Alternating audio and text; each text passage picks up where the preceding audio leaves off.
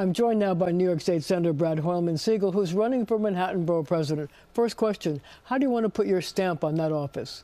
Well, I want to put my stamp on the office. I'm the dad of 2 young daughters, and I really see this office through the eyes of my daughters to address critical issues in the city right now, whether it's building more affordable housing, addressing public safety, especially on the subways, making certain that we return integrity to government, and standing up to Donald Trump. I think those are the issues that are on New Yorkers' minds, and I'd like to deliver them as borough president. Well, there's so many issues to talk about. I know in public safety, one of the things I thought was sort of interesting in this past week was Andrew Cuomo proposed to license e-bikes and e-scooters because people complain about the fact that they're being run over every time they walk around the streets of New York City, especially Manhattan. How do you feel about that? Is it time to have those regulators? Is it time to have license plates so that police officers can actually give them tickets? Well, I'm glad to hear that proposal because I've already made that proposal. Okay, so you're there first. Yes, I have legislation in Albany to do that exact thing for commercial e-bikes. Look, just yesterday, my daughter, age 7, and my husband were going to a Purim party, and they nearly got clocked by an e-bike going the wrong way down a street. That's what New Yorkers in Manhattan particularly see and feel every day. My bill would require all commercial e-bikes to be licensed. I also passed legislation to make sure that other delivery bikes are registered at the point of sale. Before they leave a retail establishment, they have to get that license and have to be registered with the Department of Motor Vehicles. So do you think that if this happens, if there are actual license plates, that we will have the police manpower so that police will actually ticket them to try to change behavior? Well, yes, we have to do that. But you know what is in our future with e-bikes and license plates? Cameras. Camera enforcement should be the next generation of traffic enforcement for e-bikes. And we can't stop with just licensing. We need to make certain that e-bikes and delivery riders carry insurance. Barely a third of them do at this point. So God forbid if you're hit by an e-bike, Marcia, you are out of luck. So let me ask you this question. Should they have the insurance, or should we make the food platforms that hire them have some liability here? The food platforms, just like Uber carries the insurance for the drivers, Uber Eats and other delivery platforms should carry them. DoorDash. Absolutely. We're working with them right now to get that done in Albany. Do you think that could happen, or is there resistance because it costs a lot of money? There is resistance, but we're going to make it happen. Another issue in Manhattan has to do with congestion pricing and the resentment that a lot of people who live above 60th Street have because people are parking in their neighborhoods. How do you feel about residential parking permits? Is it an idea that's difficult to do, or an idea whose time has come? It's an idea that is difficult to do, and its time has come. We most certainly have to do it. Other major cities like Boston have residential parking. Here's the thing. It may cost some money, but I think Manhattanites would be willing to pay that if they get a guaranteed spot. And also note that not everyone will get a spot, so there'll have to be a lottery. But at the same time, it is certainly going to alleviate a lot of stress for New Yorkers who have cars to have a dedicated spot. Well, is it a question of like we need more parking garages, or is that an idea whose time has passed because people are you're trying to get people out of their cars and onto mass transit? You know, we certainly do need more places for drivers to park, but I hope we're moving to a period in Manhattan's existence where fewer people are driving and more people are taking the subway. That's what I do every day. My husband and I, we haven't owned a car in 30 years. So I know you brought up the idea of creating more housing. One of the things that have been proposed this past week doesn't affect Manhattan, but it's sort of an idea that's getting a lot of attention, and that is using some of the land on golf courses to build public housing. Is that an idea you would support, not support? You know, it's a question of housing versus green space. Well, we don't have any golf courses in Manhattan. I pointed that out. So I'm going to leave it to the Bronx and Queens borough presidents to hash that difficult issue out. But I think the point is a valid one, which there are empty lots and parcels in Manhattan. The current borough president has identified over 70,000 of them. I want to build on his plan and make it possible. We should also be looking at building above public facilities like post offices and schools. But certainly when we build on public land, the starting point should be 100% affordable. We cannot continue to fork over private parcels of land owned by the public for luxury housing. But, you know, in Manhattan, you do have a lot of public housing that has, many of the places have a lot of land which is green space again. Would you support using some of that land to build more housing as well? Sure, we have to look at that. I mean, we're looking at it in some of our NYCHA developments. We're looking at it in other places where there are opportunities to build housing. But of course, precious green space is just that. I mean, over my dead body is everyone going to build on Central Park. But I think the point is that Manhattanites also have a scarcity of open space. So it's a balancing act. So what are you going to do about all the buildings, the office buildings in New York that, people, because of COVID, because people like to work remotely, they're empty, or many of them are empty. How do you repurpose them in a way that makes sense? Can they be repurposed for housing? Well, I'm strongly supportive of a Midtown rezoning plan that would do just that in places like the Garment Center, which would add a whole level of new vitality to those neighborhoods. But here's the issue. It does take time and money to get it done. So we need to dig into our administrative code, which was written in about 1870, and update it. For example, what do you want to change? Well, for example, you can't have a bedroom, according to the 1870 administrative code, that doesn't have a window.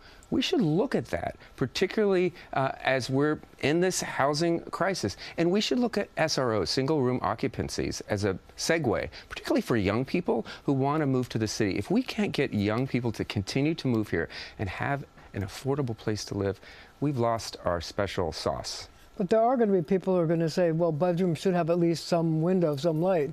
So how are you going to counter that and convince people that that's an idea you might look at? We're in a housing shortage. We have to make tough decisions. This should be something that's on the table. I've heard it from commercial landlords who say, I'd love to convert my half-empty building, but I've got this problem. So we need to sit at the table and hash through an outdated administrative code that really doesn't help anyone at this point.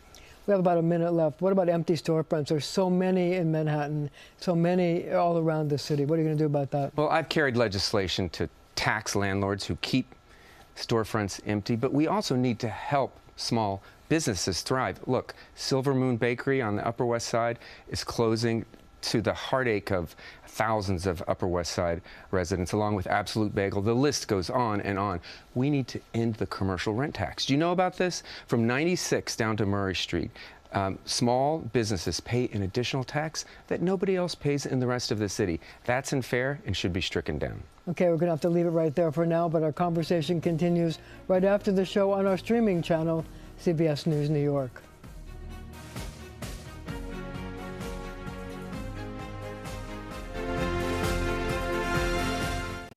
We are back with New York State Senator Brad Hoylman-Sigal. So I wanted to ask you about what should happen to the hotels in your district and in Manhattan that have turned into migrant shelters, but now that the city is winding down and there's less migrants coming into the city, what should happen to them? I mean, should they be turned back? Should they be kept in abeyance in case there's an increase? What's your thoughts? Well, for hotel owners who want to convert their building to housing, I would strongly support that. And we passed legislation in Albany under Senator Gianaris to do that and to make it easier for them to do. So I hope that's on the table. I'd also like to see more tourists come back as well. Well, we do have a large tourist population still, but you think it's not enough and it would help the economy of New York? Well, I certainly support, our hotel industry, which is, one of the most vital in the city and provides a lot of jobs. And so to the extent that we bring more tourists back, keeps the economy humming. I represent the west side of Manhattan from Christopher Street all the way up to 103rd. I like to say from the gay bars to Zay bars. And in that district, tourism is a vital part of keeping not just the economy going in the metro region, but small businesses thriving. So you are still a senator in Albany, and I wonder, this is almost getting to the end of the line in terms of a budget agreement. One of the things that the governor proposed that's somewhat controversial to some people is a tax rebate of either $300 or $500 for middle-income people. Some people think that the $3 billion that involves could be better spent on other things. Your position on that? Well, in our Senate One House, we said, yes, let's follow through with the idea of a tax rebate, but let's dedicate it to seniors instead of the entire population. They're the ones who I think are struggling most, and that's what we wrote in our One House, and that's what I support. But if you did that and you limited it to seniors, would you increase the rebate to seniors, or would you take some of that money that was going to go for a rebate and put it to other uses? We would use that money for other purposes, like affordability, universal daycare, for example, and other projects that the governor has in her budget that haven't yet been funded.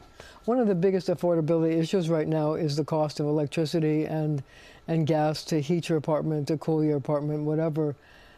How do you bring the cost down when Con Ed has gone to the Public Service Commission and demanded a huge increase?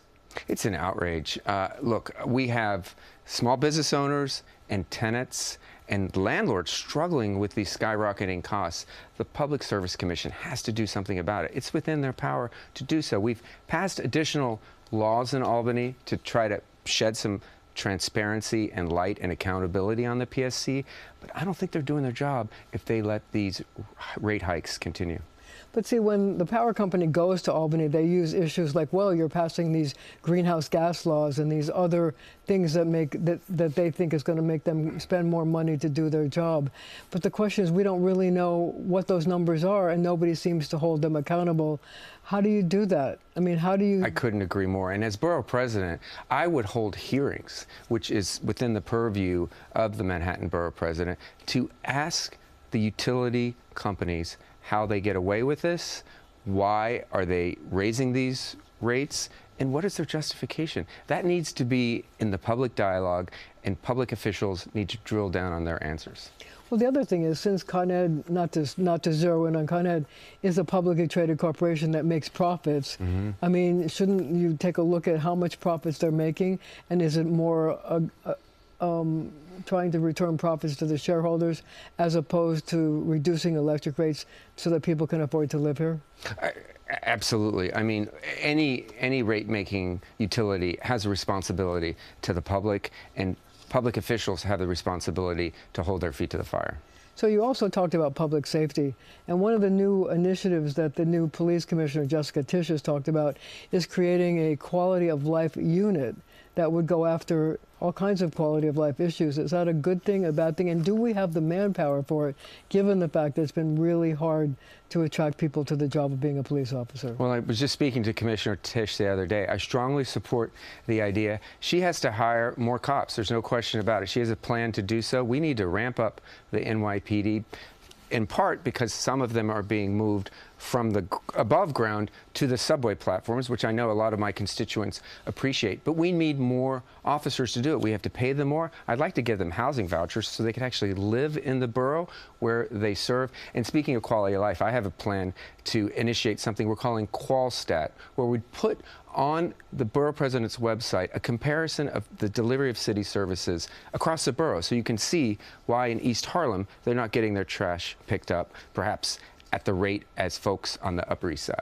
I want to talk to you about housing vouchers. What would you do? What would you do for a police officer? How much would you give them to live in the borough that they're assigned to? Well, we got to help them out, and I think we also help them, by giving them funds for continuing education.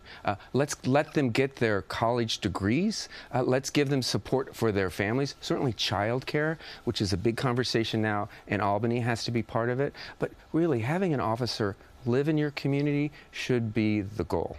But see, you also have a situation where when you have police officers who come to work for New York City, and then they look at what you're paid in Suffolk County or Nassau County or Westchester, the pay differential is astonishing. So a lot of times what happens is people come to New York City, they get these starting salaries, and then they say, gee, the grass is greener, pick a place, Westchester, Suffolk, Long Island, and they leave. And you see that there's a huge drop-off and people leaving the NYPD. So do we have to increase their salaries as well? And is there money in the city budget to do that? Well, there's got to be money. We certainly have to look at our taxing structure to make it so. But it goes back to the first thing we talked about, housing. Where are they going to live? Is it affordable? And how can they afford to live in Manhattan and raise their families? I'm facing the same struggles. We all confront it. We need not just more housing, we need support for families with children. We need that daycare for a working family, and we need 3K to be universal. We need to keep our libraries open 7 days a week. Parents need the help. One of the things I'm proposing is called a Parent Resource Advocacy Center in the Borough President's office, where we would help parents actually apply to middle or high school for their kids. It is a Byzantine process and very difficult even for the most well-resourced parent. I can't imagine what it's like for someone who's working 2 jobs and just scraping by, but trying to do the best for their kids.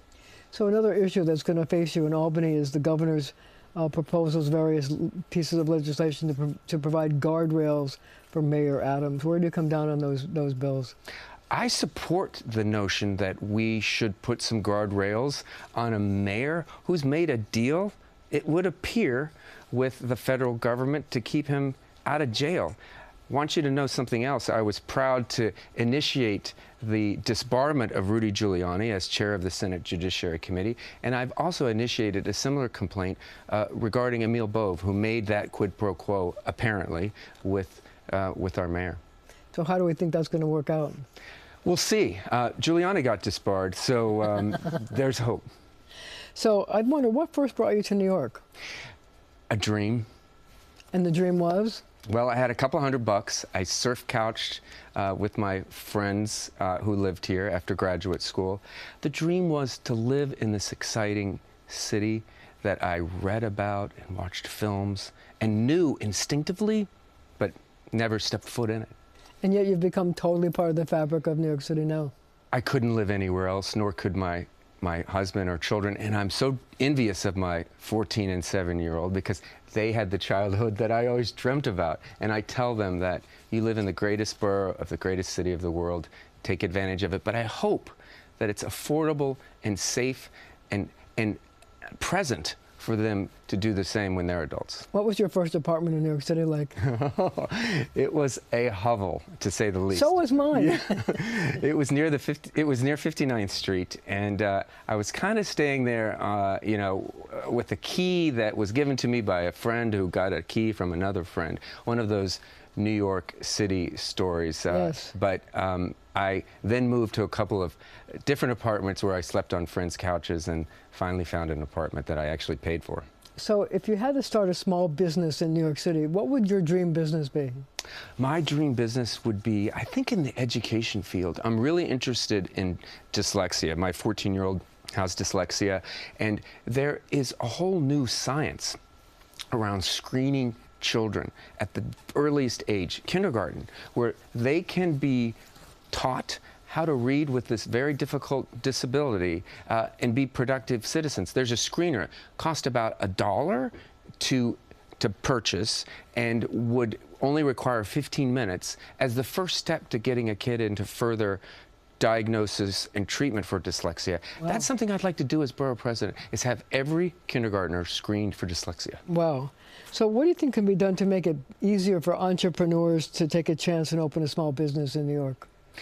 We need, the borough president's office could be really of great assistance. I was speaking to an entrepreneur, a venture capitalist who manages an LGBTQ group. His idea is to attract LGBTQ folks from red states where the laws have turned decidedly against them and their families and against many other folks. And also Washington, D.C., where, you know, the layoffs have just been astounding and appalling. Let's attract LGBTQ entrepreneurs to the city and allow them the opportunity to create businesses, whether it's technology or healthcare or the creative arts. New York should be a beacon, not just for human rights, but for economic opportunity. So what's the best time of year in New York City? The best time of the year is spring right now because it's so hopeful. And with everything that's going on in the world, whether it's Trump or the problems in City Hall, you know, when you see those first crocuses bloom, it just makes your heart sing. So what's the best thing? What are you looking forward to this spring, besides the crocuses? Well, I'm running my race as hard as I can, and I've got a great campaign team that's helping me. So you'll probably see me on a street corner, either gathering signatures or shaking hands. But, you know, I want to spend some time with my kids. Spring break is coming up, and it's a really important time for my family just to spend a few moments together. You know, and I often think of spring and New Yorkers think of Easter and Passover and that kind of replenishment and rebirth. That's why I really love this season. Brad Hoylman-Sigal, candidate for Manhattan Borough President, thank you for joining me. Thank you. And thank you at home for joining us as well.